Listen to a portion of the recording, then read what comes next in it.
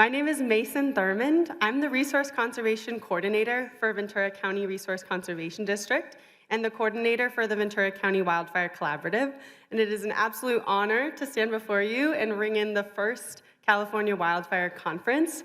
It would not be possible without all of you being here, all of your support, whether you're an exhibitor, speaker, or attendee. We're really, really grateful to have you here in my hometown and hopefully a lot of our home counties of Ventura County. I would like to introduce, I'm going to do a quick thank you. Awesome. A quick thank you to CAL FIRE. They are the large sponsors of this conference and have made it possible for us to host, as well as California Climate Investments. And I'd like to do a particular shout out to Frank Bigelow and Stephen Hawks for all of your support in garnering speakers and really making this conference as bolsterous as it is. So thank you so much. And again, thank you to all of our CAL FIRE speakers that are participating in the program. We're so happy to have you. I'd like to introduce Alan Salazar to come to the microphone. He is of the Ferdinand Tataviam Band of Mission Indians. He is a tribal storyteller, indigenous educator, spiritual advisor, and published author, and he has generously offered to do a tribal blessing for us this morning. So thank you, Alan. Thank you. Haku, Hamanat Netawan, Alan Salazar, Netawan Puchu Kyayak, Pasekva, Chokoyanga Tapu Nukasin. Hello, I'm Alan Salazar, fast runner. I will be accepting challenges at the break out in the parking lot, but I only race in my age group now, so anyone 65 and above, if you think you're bad, we can find out. I'm from the villages of Pasekva, Chokoyanga, and Tapu. Pasekva is San Fernando. It's where I was born. My ancestors, where I get my Chumash, the Taveam ancestry, were brought to the San Fernando mission starting in 1799. We trace back to the Tataviam village of Chokoyanga, which is in Santa Clarita. But most importantly for today, my family traces back to the Chumash village of Tuapu, which is Tapo Canyon, just a couple miles down the road. So this is my homeland. I was born here, I will die here. And I want to acknowledge all of my Ventureño Chumash ancestors and all my Ventureño Chumash friends and family that have lived here and cared for this land for over 13,000 years and will continue to care for another 13,000 years. When I was asked to do this, and we met a little just for a brief moment over here, who's going to be up on the stage right now, I was very impressed that I'm up here with several chiefs.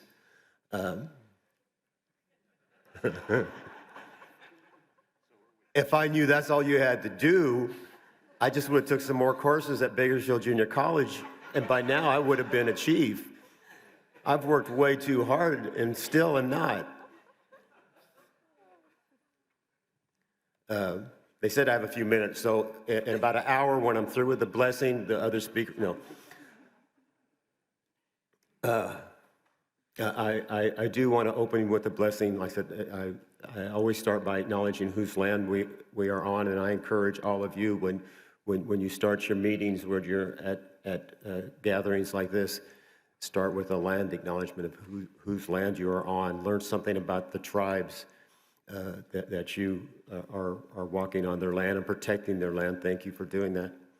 But I want to ask the Great Spirit, Mother Earth, the sky people, God Almighty, to bless us today, to open our minds and to open our hearts, and to come in a good way today. I want everyone to send prayers to our elders, to our young people, to our warriors and soldiers, that they come home safely to their families. I want to send out prayers to our leaders, our city, our county, our state, our federal leaders, our tribal leaders, our family leaders. We send out prayers to them. We pray for those that are sick, and we pray for those that have gone on to the spirit world. I will close with 4 phrases in the Chumash language. Kisa Shwala, we will all love. Kisa Gantush, we will all believe. Ki Ushka all, we will all be strong. Kientikish, Kientikish, Kientikish. We are all alive, we are all alive. I apologize to the cleaning staff, but I always make an offering and thank Mother Earth for everything that she gives us. Have a blessed day. Thank you very much.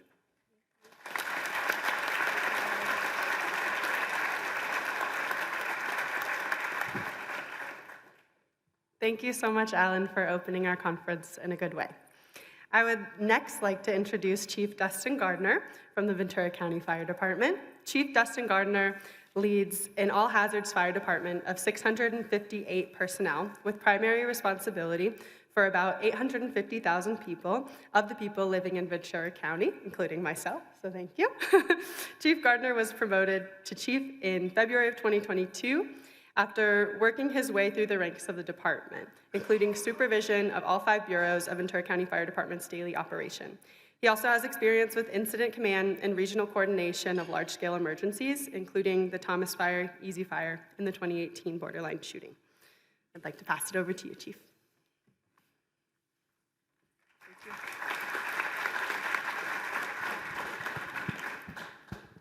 Good morning, everybody.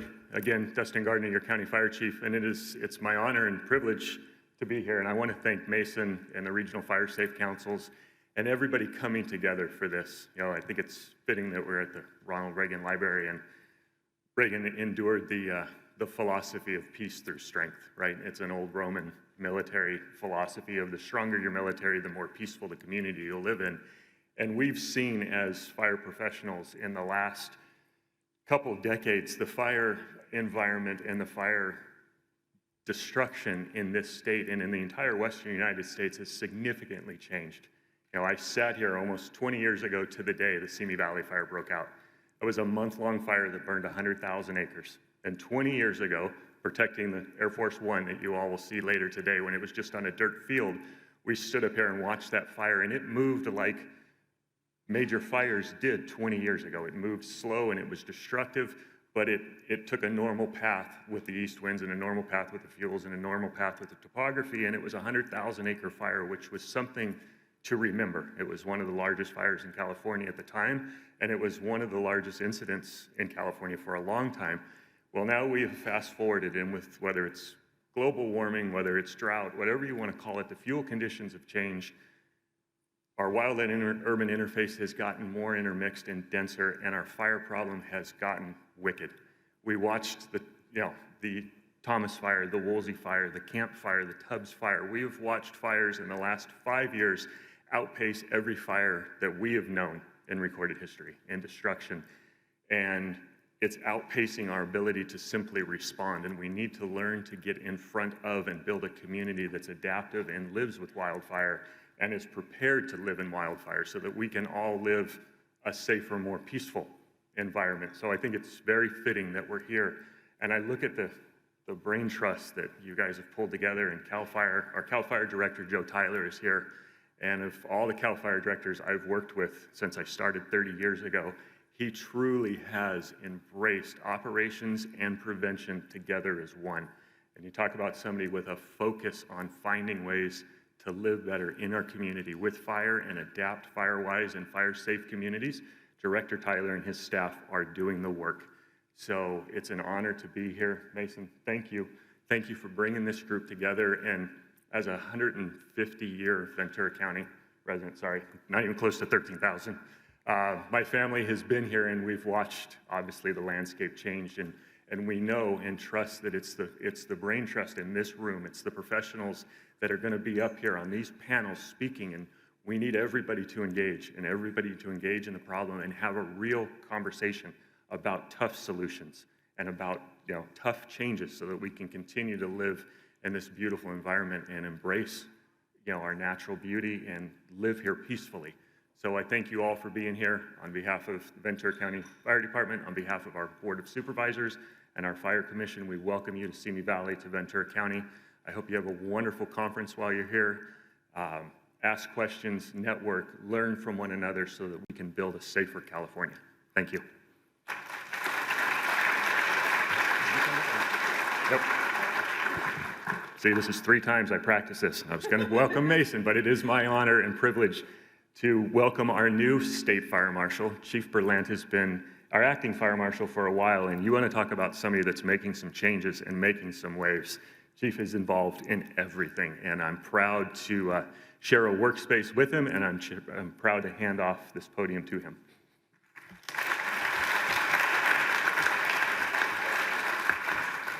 Well, good morning, everybody, and I want to start off by also joining my appreciation for the Ventura County Resource Conservation District, the Ventura Wildfire Collaboration, and really the organizers of this event, the Coastal Quest, for convening this information-packed event. I mean, just look around the room at the A-list group that have been brought together with a strong agenda, sold-out participation, and I think that this shows a very clear message of the importance of addressing wildfire resiliency together. It takes all of us, and I think, as Chief Gardner said, they are not all easy answers, and we don't know all the correct answers, but together as a partnership, we have made strides, and we will continue to make strides as well. In the last decade, California has experienced its largest, its most destructive, and even its most deadliest wildfires. And I know I don't need to tell you in this room that California's dry Mediterranean climate has always lent itself naturally to wildfires. But more recently, a confluence of issues have led to an immense wildfire crisis. First, a changing climate. California is experiencing record hot temperatures, more frequent and extended heat waves, longer summer months. In fact, the University of California found that our peak fire seasons are on average extended by 84 days compared to that of the 1970s, 84 additional days of peak fire season. We're also seeing increased dry lightning events. Not too long ago, in August of 2020, we had more than 12,000 lightning strikes start over 650 wildfires in California, and that's only the most recent lightning siege. We've had many of them in the last decade. So our weather is becoming more extreme across the state. The second issue are forests. Several factors that have led to extremely unhealthy state of our forest, environmental concerns, and a multitude of constraints have decreased our state's timber industry. Overcrowding and drought has left trees susceptible to diseases and to insects like bark beetles, and well over 100 million trees have died in the past decade in our forests. You know, 95% of our wildfires in California, at least in CAL FIRE's jurisdiction, are caused by the activity of people, ranging from negligence to arson to utility power lines. More and more people are recreating in traditional fire hazard areas, and this is contributing to the ignition of wildfires. And what I think is so important about this fact of 95% of all wildfires being caused by activity of people means that almost every fire, at least wildfire, is preventable. Lastly, from 2010 to 2020, California's population has grown by 5.8%. And while that may not be a huge percentage, that's more than 2.4 million people in our state, bringing us to a state of almost 40 million. And to meet our state's critical housing need, there's an increase of people living in traditional wildland areas. Well over 11 million people live in the wildland-urban interface today. And while that's not a problem in itself, we have to adapt to living in these areas that are conditioned and need wildfire. Nearly all of California's top 20 largest wildfires have occurred since 2000. If you look at this pie chart, in fact, nearly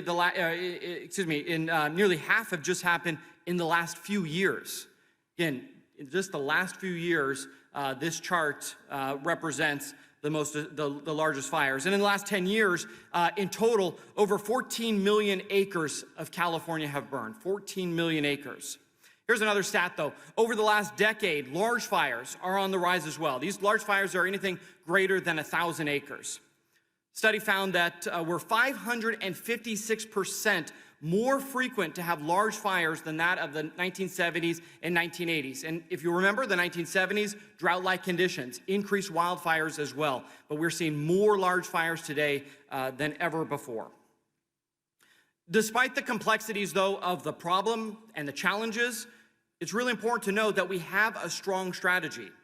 Our roadmap comes from the state's Wildfire and Forest Resilience Task Force, a collaboration between state, federal, local, and tribal entities. One of our leaders, as Chief Gardner mentioned, Chief Joe Tyler, not only leads the men and women of CAL FIRE, but is really leading our efforts as a state together with all of our partners to address this wildfire problem.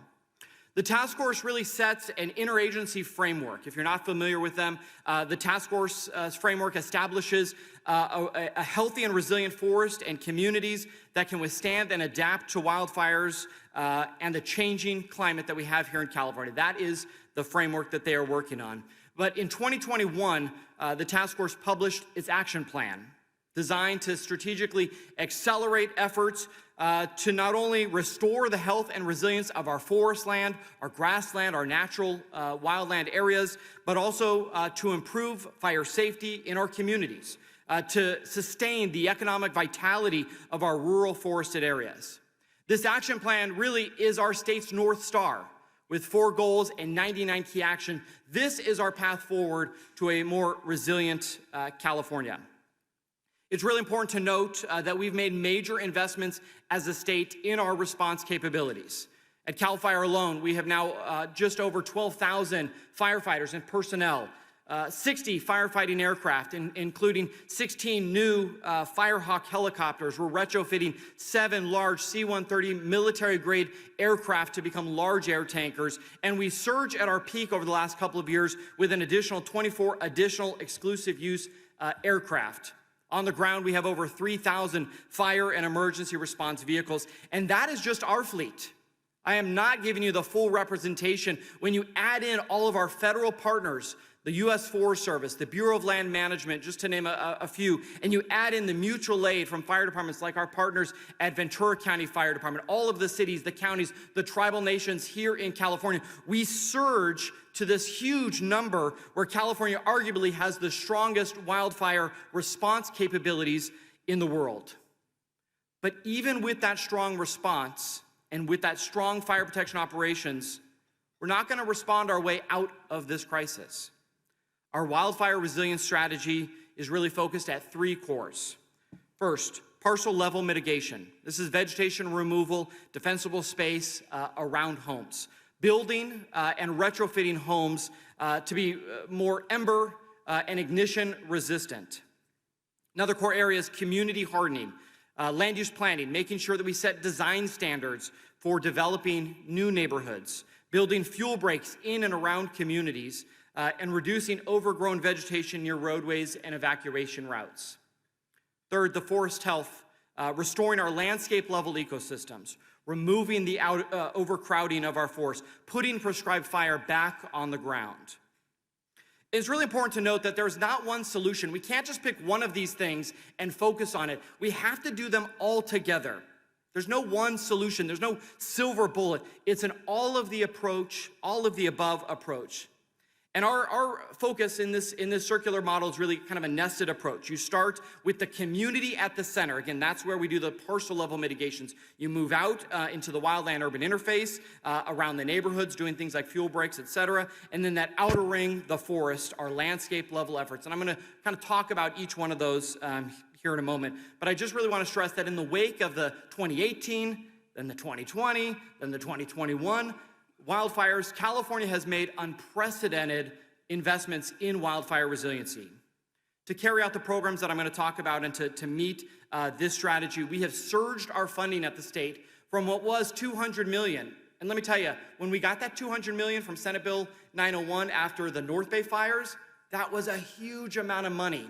But we have surged from $200 million to nearly $2.6 billion over the past several years, $2.6 billion. And again, this is just the state's investment. This does not include the work that the federal government has put in towards this issue. But this funding is spread out over 22 different departments. It's brought to events like this, and so I appreciate the plug for us. This is one of our wildfire prevention grant programs that has allowed funding to get to local projects, to get this type of information out. But the funding that the state has invested has already brought much needed dollars to over 550 different projects. And in 2022, it demonstrated to us that when we invest in resiliency at scale, we can actually see results even in the face of extreme climate conditions. Now, to become a more wildfire resilient, we must have a strong response, as I mentioned. We must have healthy forests, but we have to make sure our communities are ready. And the latter is really what I'll focus the rest of my opening here on, because that's the role that the team that I work with, this is the work that we do. In an effort to organize and ensure that our department had focus on wildfire prevention and mitigation, the legislature and signed in by the governor established the Community Wildfire Preparedness and Mitigation Division in 2021. This division is a component of the department led by Chief Tyler. It is part of the office led by myself. And it's not just a centralization or an expansion of our various fire prevention programs, but it's the creation of new services and support technical assistance for local governments and organizations. To achieve community resiliency, we must take all these steps in order to prepare and harden communities against wildfires. If you hear one theme, it's we have to do it all. Again, when we talk about community-wide resiliency, here are some of these things. Some of these are the responsibility of the homeowners. We have to educate the average homeowner to do their part. Some belong to community planners. We have to educate planning officials and building officials and local leaders. Some belong to developers and builders. Proud that we have our building industry represented today, as well as our private partners, our utilities, for example, hardening their infrastructure as well. So to achieve community resiliency, we have to have this broad agreement and alignment on these mitigations across all stakeholders, not just all levels of government, but across all stakeholders. We have to agree that, yes, these are the things we have to do, and we all equally do our part. I'm going to focus in on a couple of these steps on community resiliency. First, defensible space. For decades here in California, we have required homes in WUI areas to remove dead or dying vegetation around their homes. We expanded that from 30 feet to 100 feet just a decade ago or so, but a lot of science and research has gone into the current requirements. The Institute for Business and Home Safety has a state-of-the-art ember production and wind tunnel facility that you see here on the screen that can recreate hurricane-level winds. Led by Roy Wright from IBHS, who is here with us as well. Their research has found that embers in wildfires accumulate typically within 5 feet of a building, which tells us that defensible space is important, but we must narrow in our focus into that first 5 feet. Now, this research has led to new requirements. The legislature passed a bill requiring the Board of Forestry to set regulations that would state that next year, all new homes built in California will be prohibited from having plants, vegetation, or flammable items within 5 feet. These requirements will be extended to all homes in the WUI starting in 25. Back to Chief Gardner's comments, that is going to be hard. That will be hard for my family to take out the roses that my grandmother planted in front of our window. Some people have emotional ties to the plants that make their home beautiful. But the science is clear that we have to address the flammable items that we plant right there within that first 5 feet. Since 2008, we've had some of the most stringent building codes in the world for homes built in wildland-urban interface areas. For nearly 15 years now, we have required ember or ignition-resistant building materials to be built to ensure that homes in these areas are built to withstand embers and flames from wildfires. And we have continuously incorporated the latest technologies, best practices, materials, building techniques, all to improve the code. And the success that I see of the building code, not just the success of withstanding embers from destroying homes, but is the building code has been an opportunity for us to bring partners together. Again, the building industry, researchers, local building officials, fire officials, all coming together to have an agreement on our building code mitigations. You know, back to that research, IBHS, as I mentioned, has done extensive testing and in realistic wildfire simulations, they've explored how embers ignite structures. Half the structures, though, half the structure in this picture, as you can see, is built of wood siding, landscape mulch, plants right up to it. The other half, not. Here's a short video. Hopefully I can get it to play here. There it goes. And you can see this is just a very quick snapshot of the demonstration. And so the reason I show you this is that we're not just telling you what our firefighters are experiencing and saying that's what we're going to require. This is data-driven decision-making of the things that we need to do, the mitigations that we must require. Again, spoiler alert, the home that had the wood siding and had the mulch and had the plants within the first 5 feet, it would have completely burned down, but the IBHS had their firefighters extinguish it. Just last month, we did this demonstration in Orange County and in Sacramento County. And again, spoiler alert, the home that didn't have the 5 feet of defensible space burned to the ground. But here's the challenge. About 90% of the homes in California's WUI areas were built before our current building code. So our challenge is, how do we bring the existing homes up to today's standard? How do we take existing homes and retrofit them to help them be hardened against embers and flames? This is where the term home hardening comes into play. Now, we know that some items can be costly to do this. Wood siding on a home, a wood shingle roof, those can be costly. But we've created a low-cost retrofit list to help guide homeowners on important retrofits, prioritized retrofits, but that can be done with little money, no permit, no contractor, making it easy for homeowners to at least take steps in hardening their homes. But how do we help those who can't afford to do this work, who maybe can't physically do this work? That's a problem that we're working to address. In fact, over the past couple of years, we have collaborated with CAWFC. Jay Lopez is here, our executive director of our Joint Powers Authority. With CAWFC, we are working to develop a financial assistance retrofit program. We are piloting it in 6 communities, working to leverage FEMA hazard mitigation funds and bring retrofits to vulnerable Californians. Residents in these 6 communities will be able to not only receive about $40,000, access $40,000 for home hardening, but also for defensible space efforts. And our goal in this pilot is not only to retrofit upwards of 2,000 homes, but we're building a framework that any community can use that addresses the barriers of home hardening and to access FEMA hazard mitigation funding. Now, our research has shown that based on density and other factors, if one home has the parcel level mitigations and the next door neighbor does not, both homes are at risk. So our focus can't be narrowly on the single homeowner. It has to be on the community as a whole. Our communities are interconnected, whether that's through fences or vegetation or other wicks. In denser communities, they are interconnected, and so it has to be a community-wide scale level mitigations. And whether it's fire-safe councils or fire-wise communities, any neighborhood level group that comes together as a community-led organization, they and you, those of you representing these organizations, are an integral part in ensuring that we move beyond parcel level mitigation and achieve that community-wide mitigation. Again, there is so much money out there right now. The U.S. Forest Service has their community wildfire defense grants. CAL FIRE has its wildfire prevention grants. We're happy that in the very near future we'll have over $120 million available for projects like we're talking about.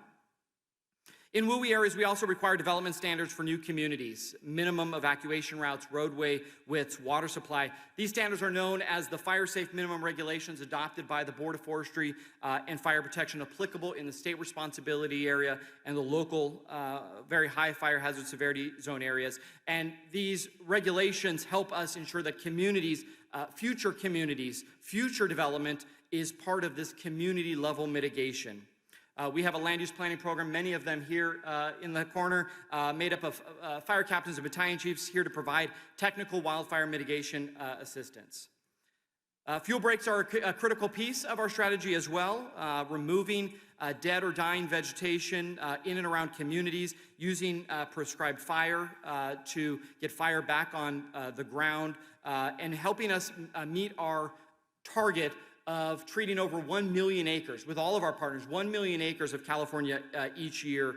We have scaled up our pace and scale. We went from treating about 9,000 acres annually just about 10 years ago to now treating well over 100,000 acres in the past few years. But we have to continue to scale up our work, again, with our federal partners, with our local partners, with our tribal partners, to aim to meet this goal of treating 1 million acres. And so as I wrap up, to protect our communities, to get us to a state of this beautiful picture of the California that we all love, we have to take these steps. But it has to be a tiered approach. Again, an all of the above strategy. We have to address our healthy forests. We have to prevent fires from becoming significant in size and burning unchecked into our communities. We have to place strategic fuel breaks in and around communities to keep the radiant heat and the embers away from our homes. And we have to do this while providing for safe emergency evacuation routes.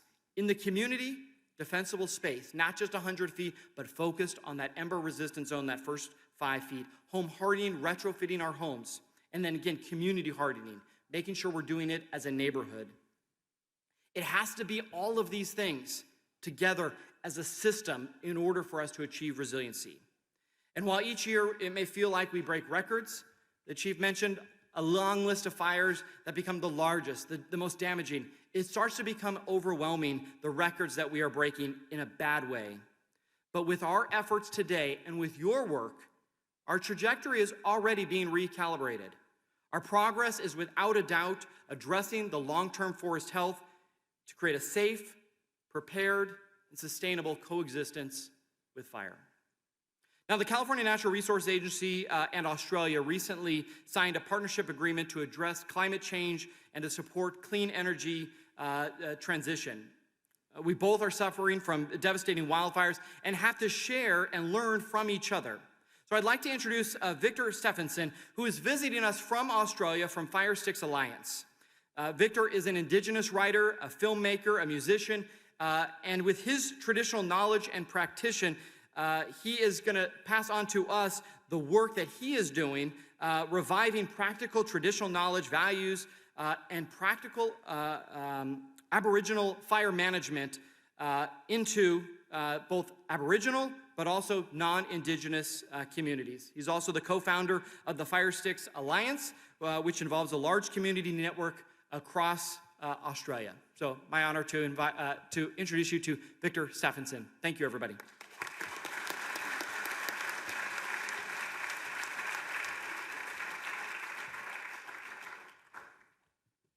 Hello, everybody, and it's really nice to be here, way over this side of the world.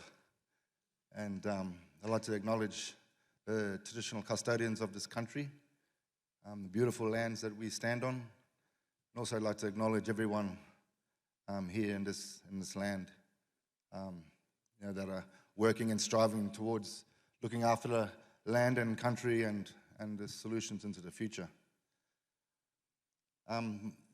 Victor Steffensen is my name. From my mother's people, I'm Takalaka. I'm mixed blood, of course, and I'm proud of all my bloodlines, from through my father as well. Also, I'd like to just open up to let you know that we need firefighters. We need all the firefighters we need, and it's going to continue to be a world where we need to fight fires. And so I'd like to acknowledge the firefighting people and their efforts into fighting fires and keeping communities safe. It's really important.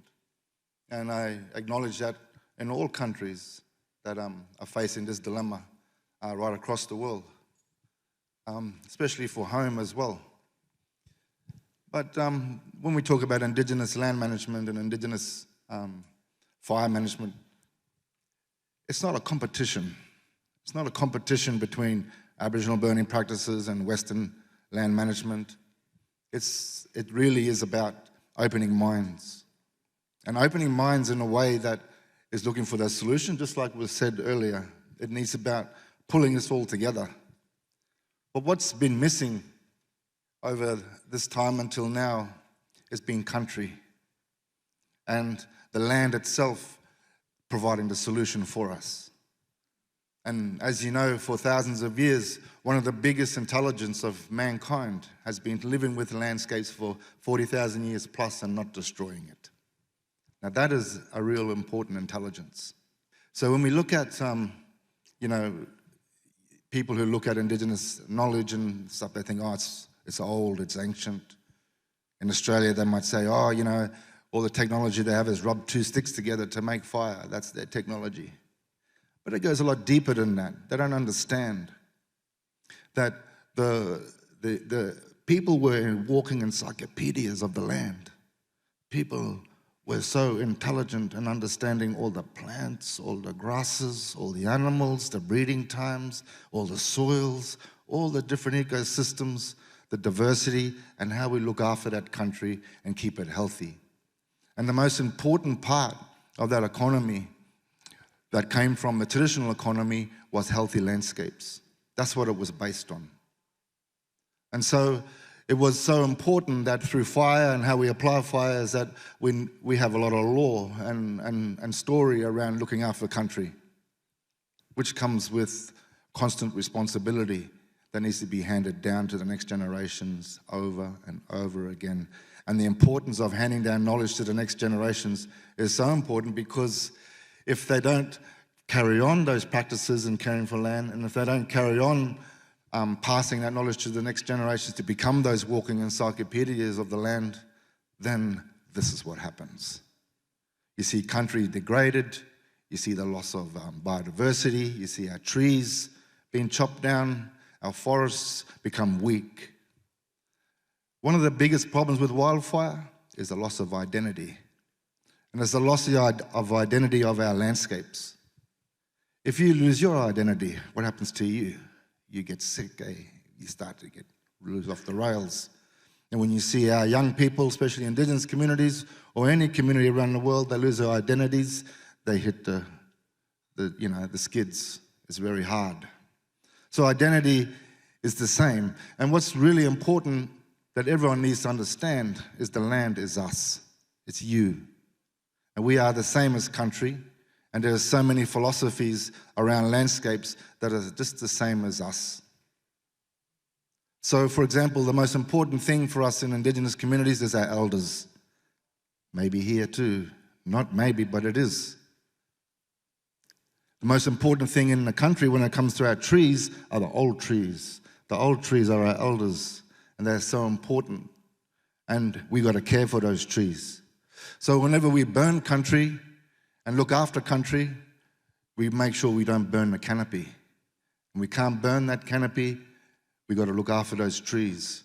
Whenever we use the trees, we use the bark, we use the leaves, the fruit, the flowers, the sap, the roots, the timber inside. And every time we use those trees, we never kill that tree. And so today we have trees standing with big scars on the trees that were there for hundreds of years ago, from where they cut out a canoe or cut out for some sort of artifact that they use or tool. So that tree's still living. So it's so important that we're caring for our land, and our land has all the answers. Country. So in Australia with fire sticks, and for us in Australia, one of the biggest problems with our land is that people don't know what they're looking at anymore. When they look at the country, they just see bush. Oh, it has lots of trees. Oh, it must be healthy. It must look good. But it's the wrong tree in the wrong soil. It's the wrong vegetation types. There's weeds in there that don't even come from our country. And also there's invasive plants that don't come from that ecosystem but belongs in that ecosystem over there. And that plant can be a lot more flammable than in this ecosystem than it is in that ecosystem. So understanding identity and understanding what country should supposed to be looking like is the key to all our problems.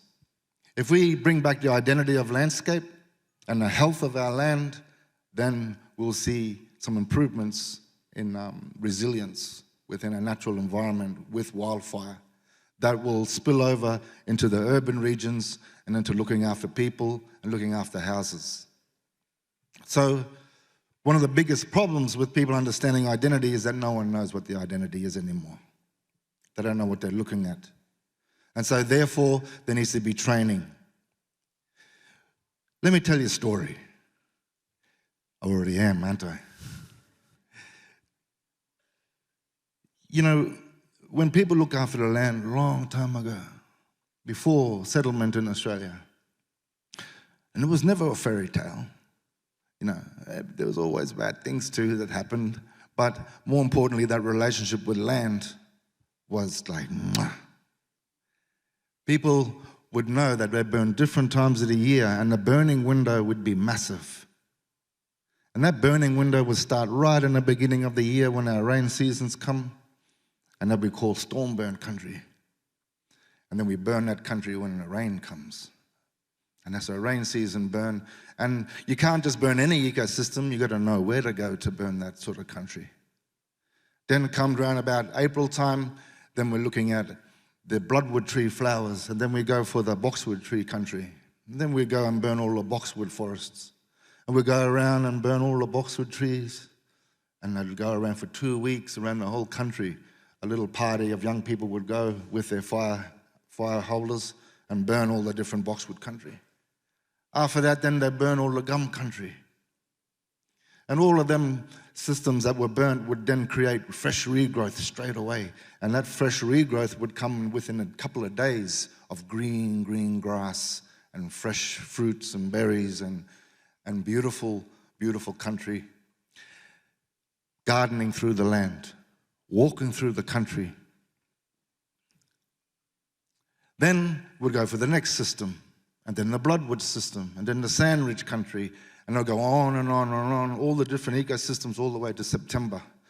And every burn in every place. So when we burn the boxwood country, for example, it'll only burn the boxwood country. Then the fire would go, and it'll go out at the bloodwood tree, because that system too green to burn. And so here in this picture, this is Leighton Lee, which is one of our lead practitioners. He's out there working, burning land. As you can see how he's dressed. He's hasn't got any uniform on or any helmet on because it's safe. He hasn't got any, no equipment. He's just got a stick in his hand. He's got no drip torch. Bit like, how we play football with no pads and helmet, But you can see here, the fire is so small. And you can see here that the plants are not being burnt, and they're keeping their health and they're keeping their resilience. The only thing we want to burn is the grass. And you can see the smoke is nice and white. And the grass smoke is so important. The grass smoke is a story smoke, and that smoke only comes from the grass. And that smoke doesn't harm your eyes, doesn't make you cough, doesn't make you do anything like that. And when it goes into the trees or the canopies, it helps to create flower and fruits, and helps to keep the resilience of the tree. It hardens that tree. It also keeps it from disease. And so in the bunya mountains back at home, we are burning all the grasses so that the smoke goes through all the bunya forests, because we have the same thing, some sort of disease getting into those trees. And that smoke goes in there and helps to cure those trees and keep them clean. And that comes from our grass smoke. So our native grass is highly, highly important, just as important as our trees. Everything plays a role and so important. And what's also important is the temperatures in those soils, so that we're not overburning the soils, just taking away the nutrients and the goodness in those soils, and not killing the native seed banks. When we burn the right time and the right temperature for soil, what happens is that we produce the right type of plants, the plants that aren't flammable. The flammable plants come from different ecosystems. Now you see here, this is a different situation. This country has been rattled by a wildfire. You can see that parent trees have just been knocked so hard. The canopies are very thin. It's very unhealthy. Most of the country start looking like that at home. The trees are very young, not very old at all. And because the trees are so young, they can't look after their country. Every ecosystem can manage their own landscapes and can look after their country, but only to a point when the trees are so old. And that's why we never kill the trees, knowing that the older the tree and the older the growth of the forest, the easier to manage the land.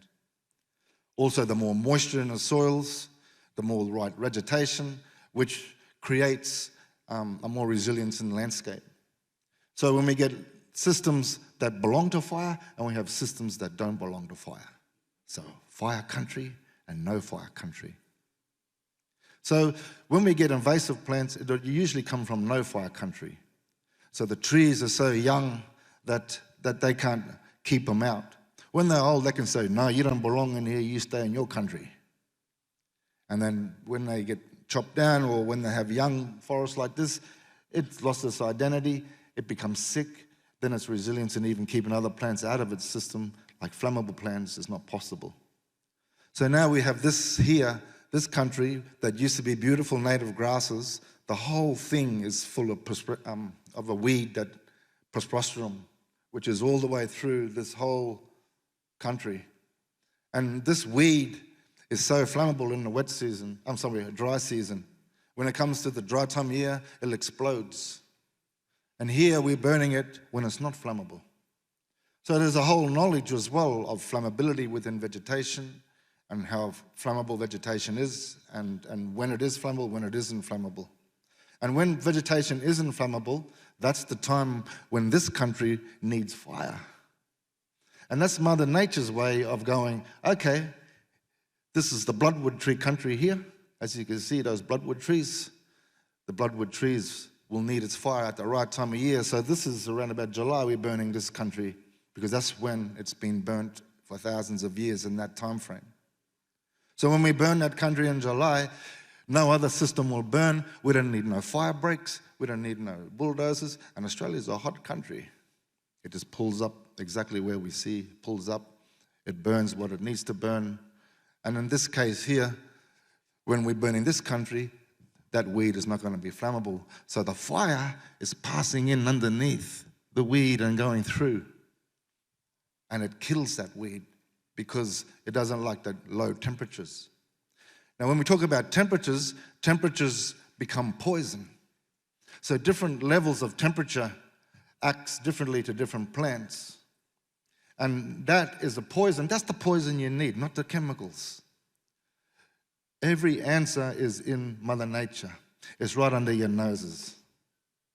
And it's here, it's in Canada, it's in Australia, it's in Brazil. You'll find that you'll have the same thing if we start to dig in really deep and look at the fine detail in the lands. So this weed here now, we're going underneath and poison it, and then after that, we see beautiful green grass come up, and we start to restore the identity and bring back the right type of plants. And with that, these fellows are being trained and being taught. So we have a community mentorship program where we teach people, because if we're going to look after the land, if we're going to solve these wildfire problems in the future, it's going to take generations. We are in a healing phase. When you look at before colonization, in any country, it was maintaining. They were maintaining the country. They were maintaining our beautiful lands of big trees and a structure of the forest that had been handed down for generations. Now that we've cut trees down and we've let wildfires through and we've come to the point where people lost all that information and knowledge, now we're in a phase of healing. And that healing phase is going to take generations, because to put back a 500-year-old tree in this area, that's 500 years' time. And when you've got 500-year-old forests, then you're going to see real change in the sense of how wildfires work, and you're going to see more resilience in the landscape, and you're going to see the country's going to be easier to manage. But that's a long time, eh? Long time. And what's also really important to understand is that no one is skilled to do that. At the moment, it's looking at houses, in all respects, looking at the houses, and looking at ways how we look after our houses, and we chop down all the trees, and we do this and that. But what about we listen to the land and look after the land to look after our houses? A different way of doing things. So these weeds here, this country, we're burning this at a different time of year. Because on the bottom of the hill, if you look really carefully, it's all leaf litter. And leaf litter burns differently. So when leaf litter burns differently, basically what that does on the ground, it used to be grass, it creates more heat into the soils. So the leaf burns slow and it'll sit there like this, the fire in one place. And what happens, that fire sits in one place and it burn, and it puts the heat into the soil, And And then what that does, even though the fire might be that little, and the people be going, oh, this is just prescribed burn, and this is, yeah, getting rid of the fuel level, but they're burning that leaf litter when all the soil dry. Even though the fire's little, they go, well, that's a cool burn, we did a good burn. But really, what's happened, because of the wrong timing they did that leaf litter, what happened is that the heat into the soil is bringing up weeds and just bringing up more fuel into the future that's not the right vegetation for that landscape. When we see our native grasses in our country, they've evolved over thousands of years to be the right type of grass for the right soil types. So when we go into sandy country, that country there, that grass is very thin and wiry. Therefore, when you light him up, he go quick like that. When you burn it in a nice dark soil country, the grasses are thicker. So we burn different time of year, and you burn. So over thousands of years of burning and putting fires in the ecosystem at the right time, the grasses in the country has evolved with that fire, and that's been because of people. People have shaped the landscape. People have been a part of evolving all the vegetation and all the identity of that country. And when you take people out, this is what happens. So the design of that fire where the grass burns so quickly across the soils, and the speed is exactly the right heat of the fire and the speed of the fire to put exactly the right temperatures in the soil to spark the right seed banks. Because we've got 3 seed banks, and you've got them too. You've got the native seed, you've got the invasive native, and you've also got the weed. And so constant burning was always about sparking the right seeds, always burning the right soils, knowing what you're doing. And the burning window today, even though we have all these problems now, is still beginning of the year to September. And with all the climate change and with all the changes in climate and temperatures, it hasn't changed our burning window at all. And if it did, I'd be very worried, eh? But it hasn't. So when we're in the phase of healing landscapes, what we actually are doing now, like here, we're burning this country not at the right time because we don't have the native grass. And because of the situation with the leaf, we're actually burning this not in July, we're burning it in January, February. We're burning it in the wet season time because that protects the soils, because all wet underneath, because the leaf litter, no more grass, fire sits there like this, then it can't penetrate because it's wet underneath. And we get rid of the weed. Then we come back and burn it in July and burn the bits of native grass, and we slowly get the native grass to take over the weed and change the land. So we could be burning 2 or 3 times in one place in 1 year, treating different vegetation types different ways, just like gardening. And no fire can go nowhere because there's green everywhere. And it's a time when all the people go, well, you can't burn now, it's too wet. It's been 400 mils of rain the other week. And then they look, they give us a permit. Well, here, here's a permit, it's not going to burn anyway. Then they see the whole mountain burning. They go, hey, how did that happen? Because they don't understand the country. They don't understand that everywhere in the land there's somewhere you got to be and somewhere you got to go to look after and care for that country. This is in the city of Adelaide, and over down in South Australia. And down there in Adelaide and South Australia, this is right in the middle of the city and surrounded by skyscrapers. And there was our first burn in the middle of the city. And that there, everyone was amazed how we could burn this country. But look at those trees. Those trees are the actual trees that belong in that country. They're big blue gums. And those gums are 500 plus years old. They're massive. And fortunately, they didn't chop them down when they built the city. And they're sitting there. And when I thought, well, I'm going to go to the city to burn, I thought, oh, no, this is, what am I burning a park for? This is not useful. But when I saw the trees, then I saw, hey, the native grass. Because the trees and the right trees will bring the right vegetation. And that's why the trees are so important for that. So we're able to do that burn, educate people. They were amazed with all the outcomes. And now there's programs in South Australia and more moving down there, going broader with the fire management. So it's about getting people to understand. Here's another situation here where wildfires have ravaged the land over and over and over. And the trees, look at them all, they're all dead. We don't want a landscape like that. And a landscape like that is more flammable and will continue to be more flammable. And so this is the first burn that's happening now to restore that country and to bring up the trees and to speed up the growth of the forest. We can actually speed up the growth of the trees.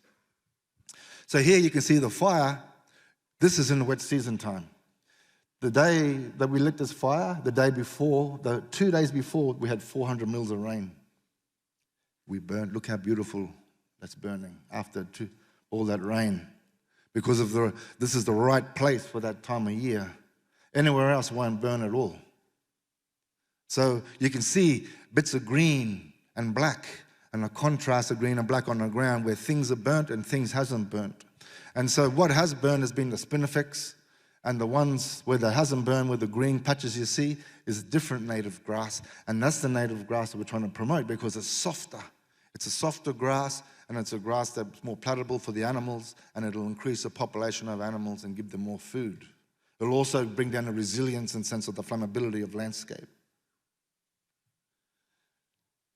This is another example here, how the fire we burn, we just maintaining and pushing through, and then by the end of the year, end of the season, the whole country is green, not brown. So you know when you get into summer and you look at the land and the whole country is brown, eh?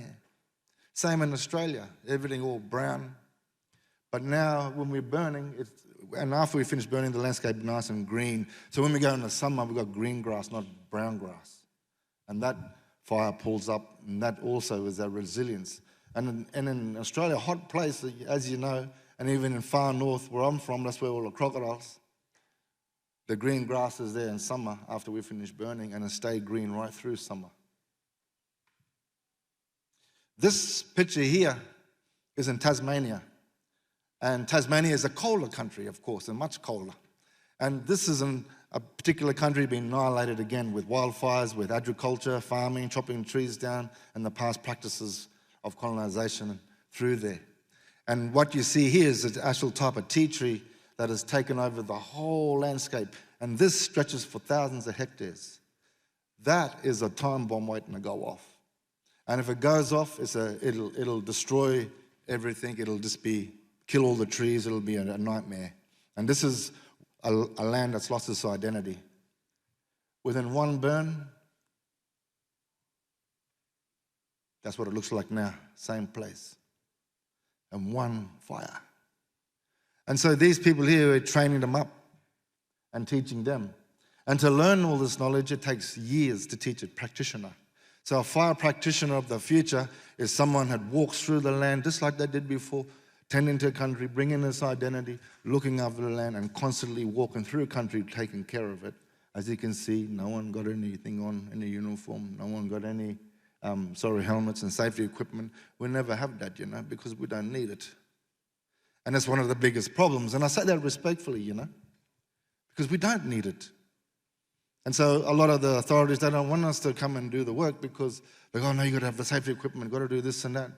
So now in Australia, we got to the point where they don't worry about us having the safety equipment. They say, no, you're okay. We can see now that what you're doing, and we can see that it's not a high risk. It's a very low risk. We've got little kids. We've got little babies walking through the fire with burning bark and burning the land. We've got mothers there standing down. We've got old people walking along. They're all there at the fire, It's not dangerous when we're out there looking after the land, and it should involve the whole community because it's about culture. It's about changing your culture and changing your attitudes towards the land, and it's about reskilling people and putting back knowledge into humans. Natural intelligence, not artificial intelligence. Our natural intelligence has gone down here. And since in the beginning, when we're walking encyclopedias, and here we are in 2023, and people don't know what they're looking at in the land, what does that tell you? It tells you that humans are getting dumber when it comes to natural intelligence. Yeah, we might be getting smarter in AI, might be getting smarter in the world we're living in now, but we're leaving the land behind. Our feet are off the ground. So it's about getting back to the ground and understanding what you're looking at and how we need to care for it the way it has been for so long. Here's a different situation. Here we got all this wattle here has taken over the whole landscape. And this is because of a wildfire. It came through this country. Look at the trees. They've all been hammered. Some of them are dead. Some of them got no canopies at all. And all this weed has taken over. All this, sorry, not a weed, it's an invasive native tree that doesn't come from that ecosystem. So now it's come in going, oh, it's all weak now. I'm going to go and take over. It's had the hot temperatures. That's what we like in our seed bank. So it goes boom. It becomes a fire hazard. And so for the next fire, this is what happens in Australia. After all those wildfires, it's ready to go again right now. And then now they are going again. And that's within a few years. Because that is so flammable, that understory. So what we get is what we call upside down country. And upside down country is when all the trees are dead branches, they represent the root system. The invasive understory that you can't even walk through or can't even see becomes the canopy on the ground, upside down. That is from like decades and decades of hot fires and different phases of hot fires that are slowly turning our country into sickness, which causes extinction, it causes big problems, and that's happening all around you right now, and all you're worried about is the house. If we fix all out there on country, we'll be able to look after ourselves. Because this knowledge here now is not just so important in the land and right out in the country in the remote areas, it's even more important in urban areas. Because we can burn multiple fires. So what it should look like in an urban place, and what we're doing in Australia as well, is that the community there in the city around Sydney, we're burning in towns as close as in the outskirts of Sydney, just like here in Los Angeles. So we'll be burning a little town, burning all around, and they're saying what they should be seeing is a little fire here at this time of year, fire there at that time of year. Oh, they're burning the gum country now. Oh, they're burning the bloodwood country now. And all little fires everywhere. And by the end of the season, the whole landscape is green around that community. Look beautiful. The trees are standing. The animals are coming in close to the houses because there's food. You know, when those wildfires went off in 2020, it was massive, and you all saw it on the news in Australia. That fire was huge. All those houses, all those lives lost, all those billions of animals that went down as well, and all that landscape that was destroyed. We had 3 fires in that country that we burnt before that wildfire came. Not one of those systems got burnt. All the trees are still green. All the grasses are still there on the ground. And one of those sites we burnt around a house. That house is the only house standing, and every house around the neighbours were burnt down. And when we burnt around that house, the other neighbours were going, oh, what are you doing, cultural burning? You're doing Aboriginal burning. They're going like that. Oh, you're going to, is this some sort of ceremony? They were making fun of us. When that fire went through, their house got burnt. That house that we burnt around was still standing, and you could see that article in the paper. You know, there's videos that we've done on that, but they didn't even want to put it on the news. Oh, no, it's climate change. It's climate change that's making all these problems. They blame it on climate change. It's not climate change. It's a lack of management of the land. It's a loss of identity of the country. And it's the fact that people aren't looking after the land anymore. There should be thousands of jobs out there looking after the land, looking after the country. So in this situation here, we're not burning the land, we're harvesting. So we're pulling out this one, and then what we're looking at doing here, and this one, this is a different tree that's taken over. So this is actually a tree that we call acacia, and it's taken over the land. And in this particular, they've taken it off because it doesn't belong in this country. And as you can see, there's no grass at all because it kills the grass. So what this tree does, he doesn't like fire. So he comes in, takes over the land because they killed all the parent trees off and cut them all down. So this fella's taken over, he kills the grass because he doesn't want fire in his system. I don't want grass because I don't want fire. But because it's in the wrong soil type, he's not so successful, it's still so flammable. So here we're cutting it all out and we're testing it in labs and we're looking at harvesting and make it into green ceramics and turn it into products. And that's what we're doing at the moment, and setting up franchises in communities where they can set up mini factories and start developing products into that area. And when we're doing green ceramics, that means less pressure on our sand, less pressure on our water systems. And also, if we clear it all off the land, then, which is going to take a long time because there's thousands of hectares of it, we get it all off the land and it's a good still in demand, then we can start planting it. And if we plant it, we can replace cotton that's taking too much of our water. We can look at agriculture in the future. The fire is not just beneficial for the country in the sense of keeping the animals and the biodiversity and what you're hearing so far. This knowledge stretches into improving agriculture. We're working with farmers. We're opening up their lands. Now we've got farmers not using machineries, disturbing the soils. It feeds into an economy. It feeds into so many areas, education, and social and health and well-being and employment, jobs. But that's opportunity, because the land is full of opportunity, and that's where all the solutions lie. And everything is connected. Everything is connected in Mother Nature. And so if we align ourselves with the way that we do things with country, we actually can see that our economy, everything can be based on looking after country and land. So there's a lot of opportunity in that. Over in Canada, and Unisatine and honey communities, I've been working with them as well the last 5 years, and we've been doing exchange. Now, the most important thing about this is not fire. As you saw, this goes into other fields as well.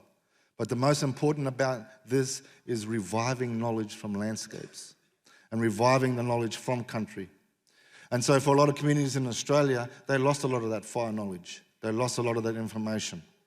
And so they're like, oh yeah, our elders have passed. We don't have that information anymore. But I always tell them, you've got the one elder left that's still alive, the most important one, and that's the country, the land. And so through the trees, we can share knowledge. Through the soils, we can share knowledge. Through the grasses, we can share knowledge. And in Australia, and far north of Australia for me, and when I first went down south years ago into southern Australia to share information of how to burn landscapes and reviving knowledge systems around fire, everyone in Australia was going, you can't learn from northern Australia. This is southern Australia. You can't learn from anything from up north. That shallow mind, see, that's shallow.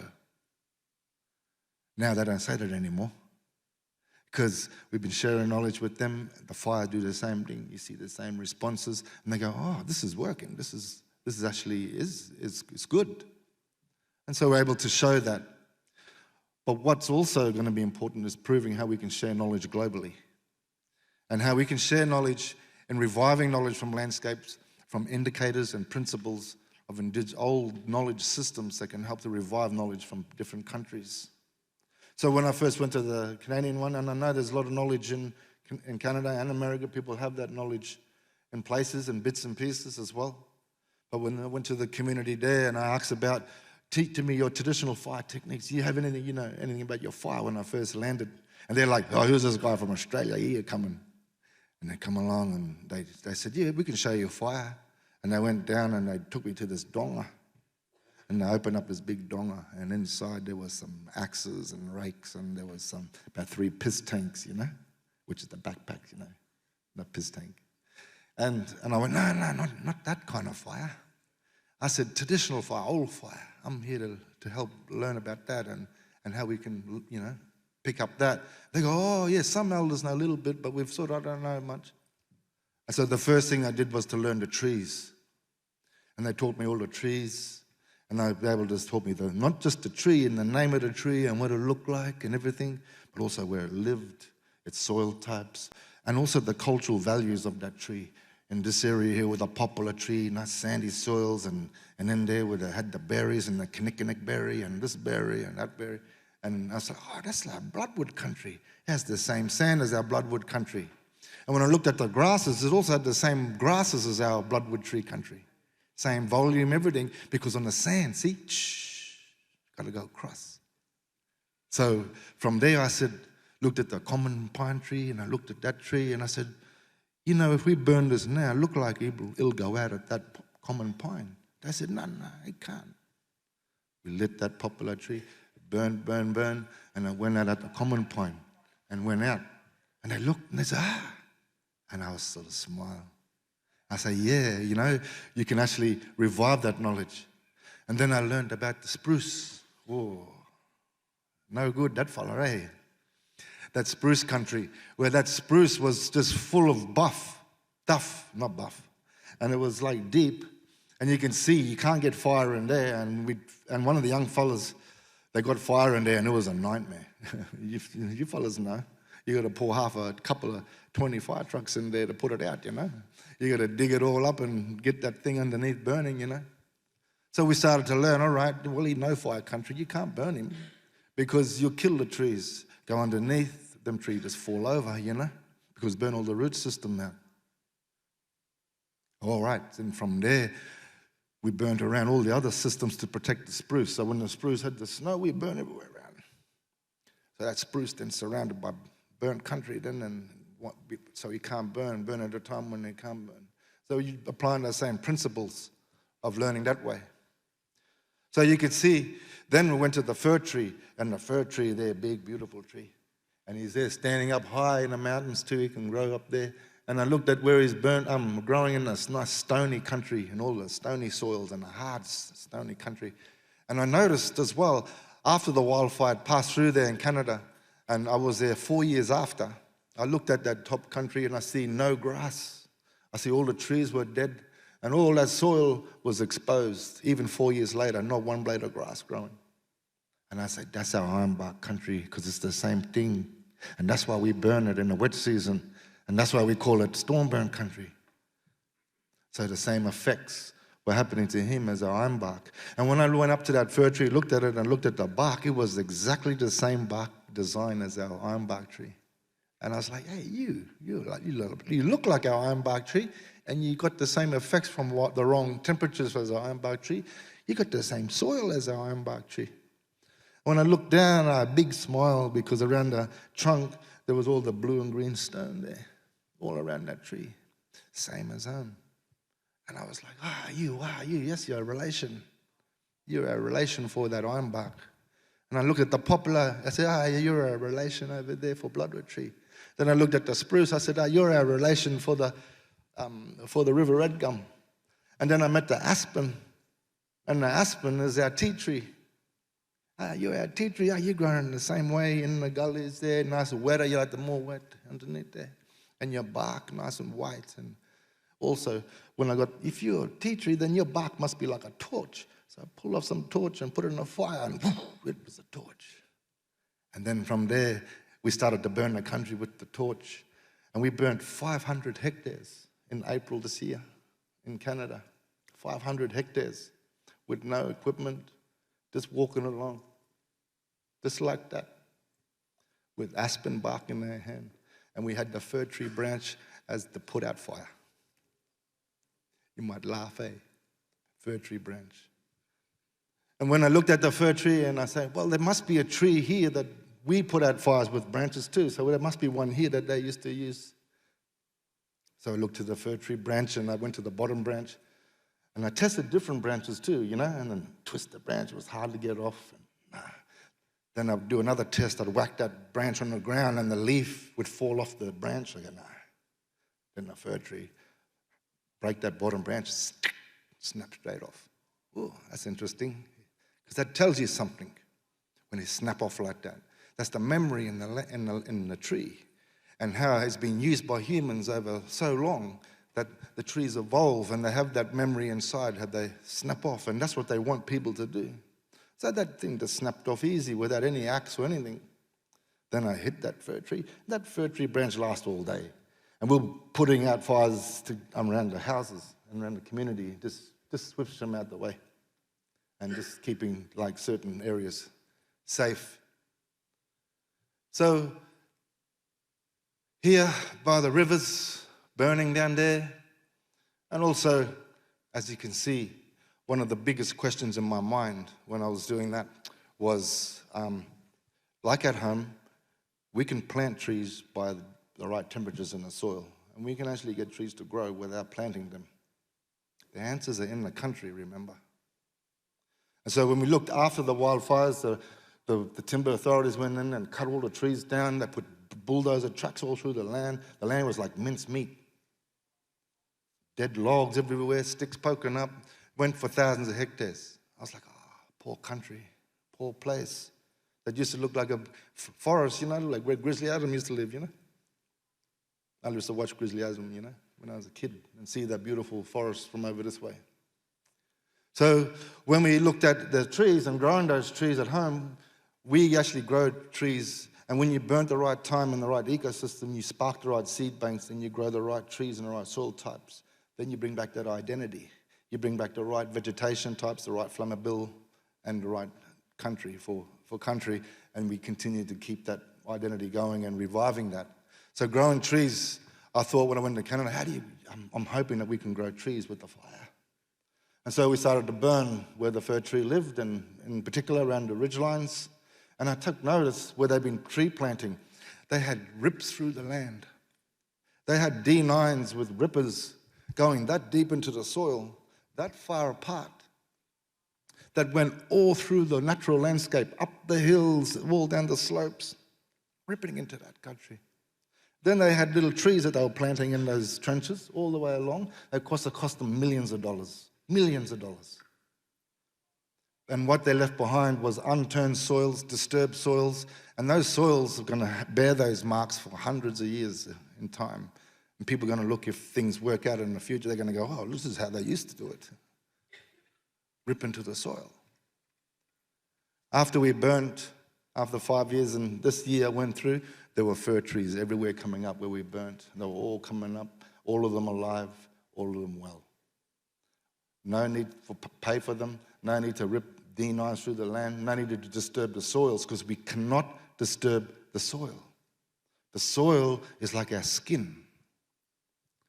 And so when I saw that, it's like biggest smile, because there was like biggest more of them all growing everywhere. And I said, look at them all the fir trees. And also the plants and the young herbs and the kinnikinnick that was still there. Exactly like home. We burn right time, only burn what needs to burn. Creating that mosaic within the land so that you've got different age groups in your vegetation. Having different age groups in your vegetation is so important. Having your trees have different ages is crucial. Having the elders of the trees is crucial. When you chop down a forest and everything's the same age, it's no good. Just imagine in Los Angeles if everyone was 14 years old. Yeah, see, it'll be catastrophe, It'll be crazy. It's the same in the forest. It's exactly the same. The philosophy is the same. We are country, country is us. It's the same thing. You get everything the same age, everything goes haywire. But everything grows the wrong way, the wrong vegetation types. There's no elders to teach them how to grow, the space, the structure. It all falls apart. Therefore, we have a land that's more flammable. And it's nothing to do with the changing temperatures. Yes, the changing temperatures are there, and I can talk about that, and there's so much more to talk about. But what you're getting is just the tip of the iceberg today, and I just got 5 minutes, about 2 minutes ago. So you can also see beautiful black ashes. The black ash is potassium and cool. The white ash is too much heat and puts too much lime in our soils. And therefore, we can't grow certain plants and the right types of plants. And that's why when all this information is lost, we lose our biodiversity. When all this information is lost, we get catastrophe, wildfires, all these sort of things, which is not a natural disaster, it's a human disaster. We created that, not nature. So get natural disaster out of the head. We've got to fix it, it's our problem, it's what we've done to this point today. So this is a little video I'll leave you with. This is in Adelaide at that park where we burnt, right in the middle of the city. No fire equipment, no hoses, no fire breaks. And as you can see, as we go up, you'll start to see what design should look like. It's like art. The manner of fire. Looking after the land, creating different ages in our grasses, different ages in our trees, so there's a community. A healthy community is different age groups. That's resilience. That's where it needs to go. And that design is is what you need to see. Not everything burnt black to the containment lines.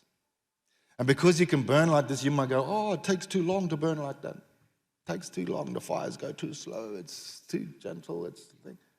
But we can burn that place, we can burn this site, we can burn that site, we can put 20 fires in one day. And sometimes you look at the current prescribed burning, they got 50 fire trucks around one paddock and they're burning one paddock and there's 100 grand just in that one burn. You know? It's not to laugh at, because it's not to poke fun at either. It's simply because we've lost that knowledge and that connection with the land. And bringing that back is going to improve everything.